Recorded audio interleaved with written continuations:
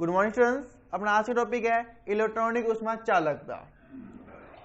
अपने जानते हैं कि तीन प्रकार के पदार्थ होते हैं।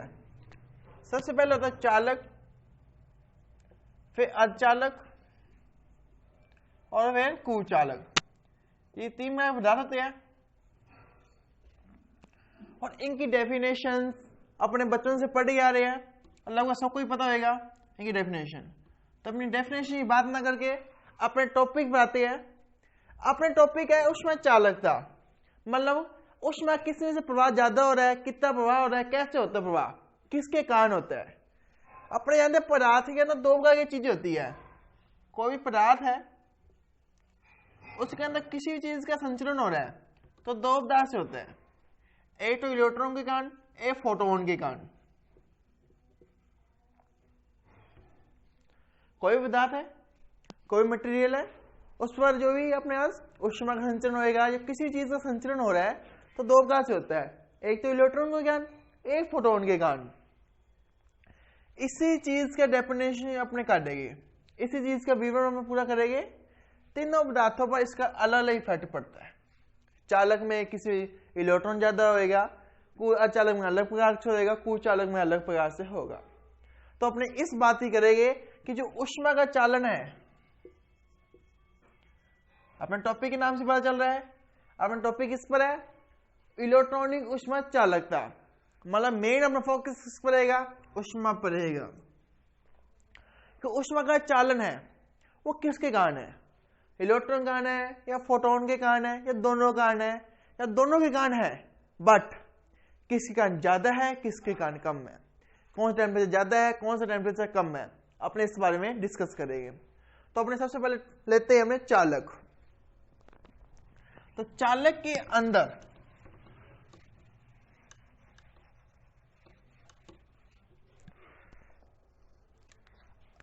अपने चालक से स्टार्ट कर रहे हैं। चालक के अंदर भी दोनों प्रकार के पाए जाते हैं, एक तो इलेक्ट्रॉन होता है,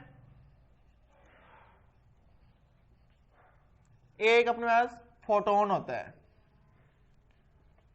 आप सब दोनों नाम से परिचित होंगे, आपने दोनों चीज पढ़ गए भी हो, first year, second year, 12th हमने सब क्लास में पढ़ी है। फोटोन क्या होता है, इलेक्ट्रॉन क्या होता है।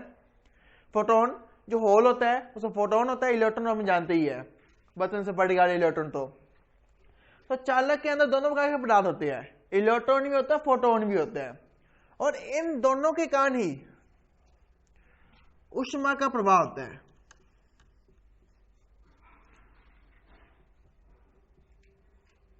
ऊष्मा का संचरण होता है, ऊष्मा फ्लो करती है, ऊष्मा प्रभाव हो रही है। पर लेकिन मेन डिपेंडेंसी, मेन बात यह आती है कि किसके कारण ज्यादा इफेक्ट पड़ रहा है और किसके कारण कम इफेक्ट पड़ रहा है। ज्यादा इफेक्ट इलेक्ट्रॉन के कारण है या फोटोन के कारण है। अगर ज्यादा इफेक्ट इलेक्ट्रॉन कारण मान के चले अपने, तो फोटोन के कारण क्यों नहीं है, अब फोटोन के कारण है तो इलेक्ट्रॉन के कारण क्यों नहीं है, और कितना से डिपेंडेंसी है।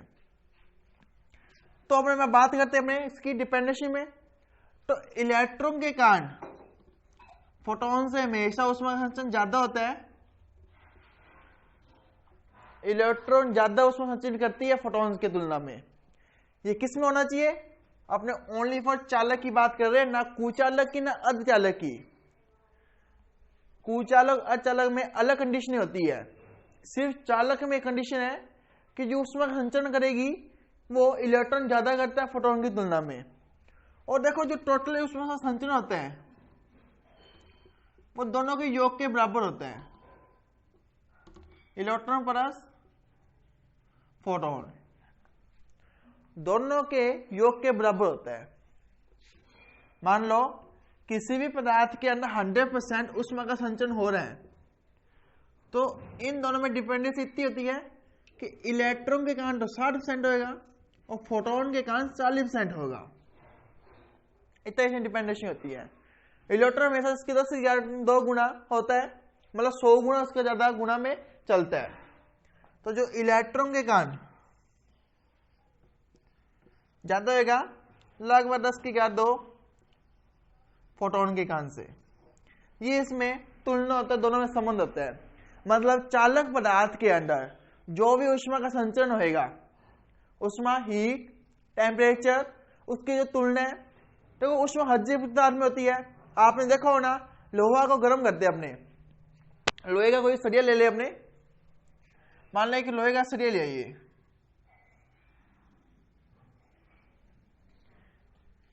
इसमें लोहे के सरिये को हमने हीट दी, इसके एक सिरा ए है, सेकंड पॉइंट बी है, अपने क्या किया, पॉइंट ए पर हीट दी,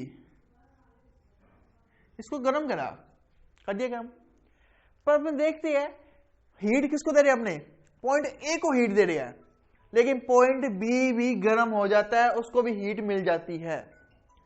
आपने जब इसको पकड़े रखो, बी सिरे को पकड़ो, तो बी सिरे को पकड़ने से हमें क्या होगा, पॉइंट ए को गर्म हुआ, लेकिन हमें बी सिरे पर हाथ में जो पकड़ रखा अपने हाथ को भी गर्म महसूस होता है। इसी चीज को अपने उष्मा संचरण कहते हैं, यही उष्मा संचरण कहलाता है। यह हर पदार्थ में होता है, लोहे में होता है, तार में भी होता है, जहां से इलेक्ट्रिसिटी फ्लो होती है वो तार गर्म हो जाती है, जो हीट उत्पन्न होता है। बल्ब देख लेना, बल्ब भी गर्म होता है, मतलब कोई भी कुछ भी इलेक्ट्रॉन फ्लो हो रहा है या फोटोन फ्लो हो रहा है तो वहां पर हीट डेवलपमेंट होगी, हीट उत्पन्न होगी, तो ये हीट का ही रोल है। तो चालक पदार्थ के अंदर जो हीट का संचरण हो रहा है, कौन ज्यादा करता है, इलेक्ट्रॉन ज्यादा कर रहा है, दोनों तुलना में 20% का अंतर दोनों में, मतलब 60% तो उसके अंदर संचरण हो रहा है इलेक्ट्रॉन का, 40% संचरण हो रहा है सिर्फ फोटोन के कारण। अब देखो इसमें मुक्त इलेक्ट्रॉन है, अब इलेक्ट्रॉन के कारण हो रहा है फ्लो, मान लीजिए ज्यादा इलेक्ट्रॉन कारण हो रहा है, तो अपना इलेक्ट्रॉन की बात करते हैं। अब इलेक्ट्रॉन कारण कैसे होता है,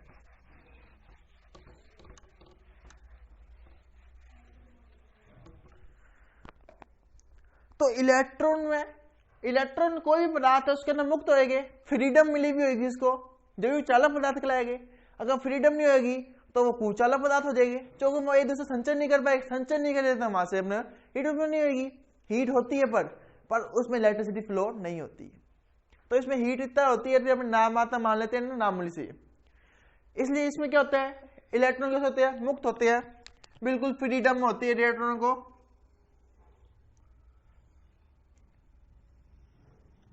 मान लो ये इलेक्ट्रॉन है,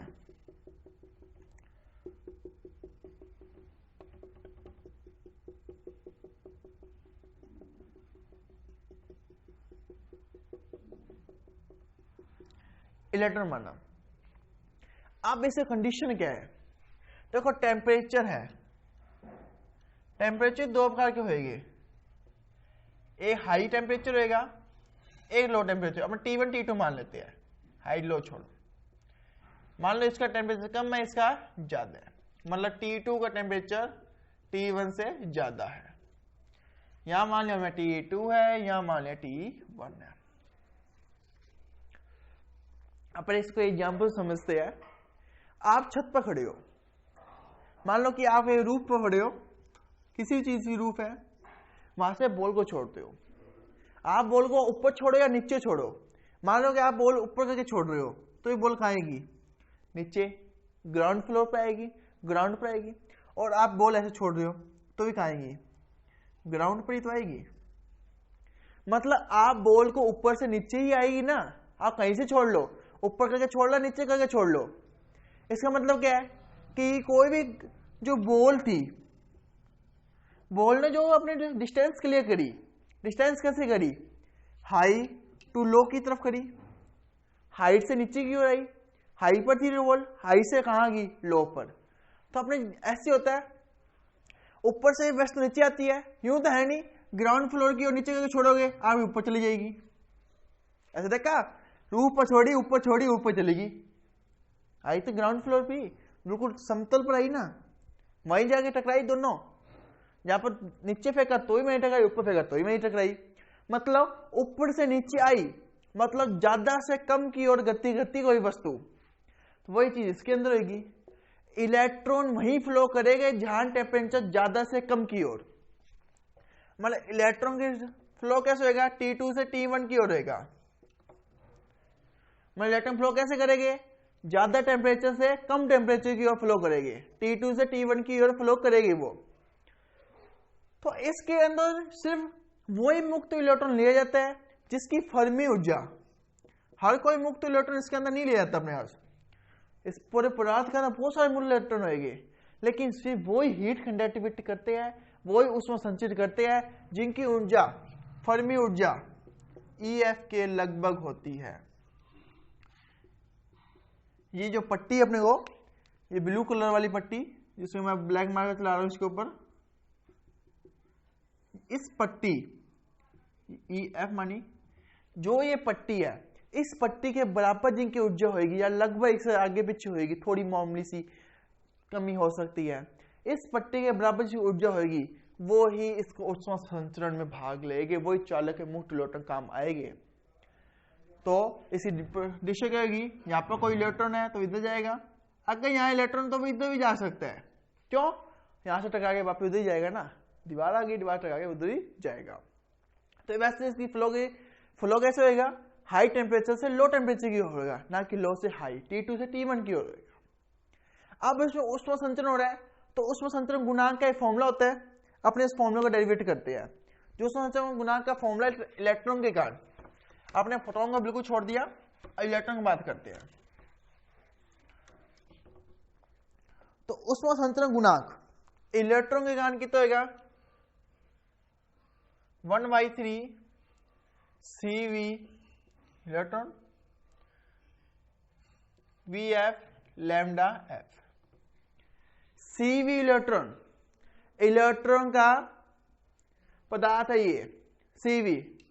V क्या है, वेग, मुक्त वेग है ये, जो अपने फ्रीडम में मिली हुई जिन इलेक्ट्रॉन को, जो फ्री है, जो उसका वेग है इलेक्ट्रॉनों का वो है। F है मतलब फर्मी ऊर्जा वाले इलेक्ट्रॉन, लैम्डा माध्यम मुक्त पथ जिसमें फ्रीडम कर रहे हैं, मतलब यहां से यहां तक, यहां से यहां तक दूरी क्या है, ये लैम्डा है, तो इसमें कर रहे हैं, बात तो आगे नहीं जाएगी। तो ये तीनों चीज है। तो इसके बाद CV के फॉर्मूला होता है, ये होता है n π² n π² K² बटे में EF, K² बटे में EF, ये CV इलेक्ट्रॉन का फॉर्मूला होता है। तो इसकी वैल्यू अपने इसमें पुट कर देते हो, K इलेक्ट्रॉन का अपने फॉर्मूला आ जाएगा।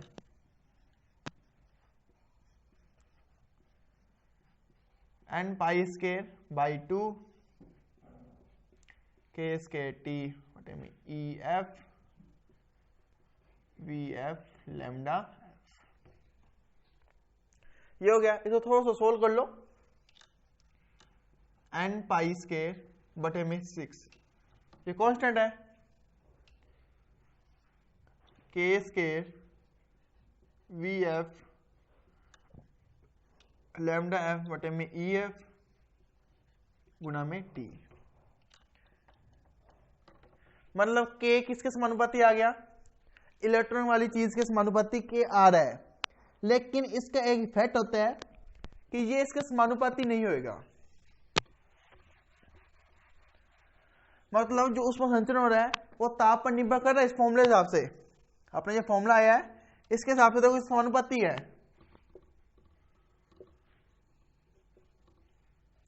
लेकिन ये ऐसा होता नहीं वास्तव में।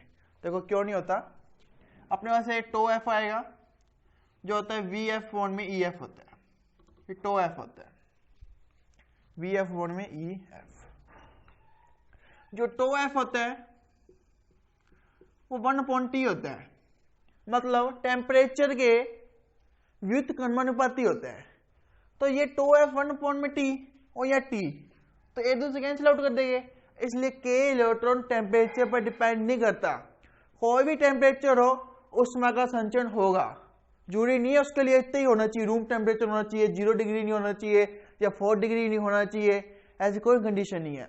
K इलेक्ट्रॉन टेम्परेचर डिपेंड नहीं कर रहा, कितने टेम्परेचर उसमें ऊष्मा संचरण होगा, पर इतना इफेक्ट हो सकता है कि कम टेम्परेचर में कम ऊष्मा संचरण हो, ज्यादा में ज्यादा हो, लेकिन ऊष्मा संचरण जरूर होगा।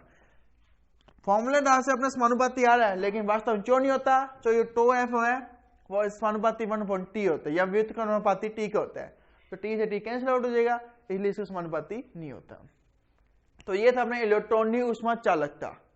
आपने सिर्फ इलेक्ट्रॉन की बात करी है, जो कि अपने टॉपिक का नाम ये था इलेक्ट्रॉनिक ऊष्मा चालकता, तो आपने इसलिए इलेक्ट्रॉन की बात करी इसमें फोटोन की बात नहीं करी। वैसे चालक के अंदर इलेक्ट्रॉन का ज्यादा इफेक्ट होता है, फोटोन का कम होता है। तो ये था अपना आज का टॉपिक, इलेक्ट्रॉन की ऊष्मा चालकता। अगर आपको डाउट है तो मुझे कमेंट करके पूछ सकते हो। मेरे चैनल को सब्सक्राइब करना, वीडियो को लाइक और शेयर जरूर करना। Thank you.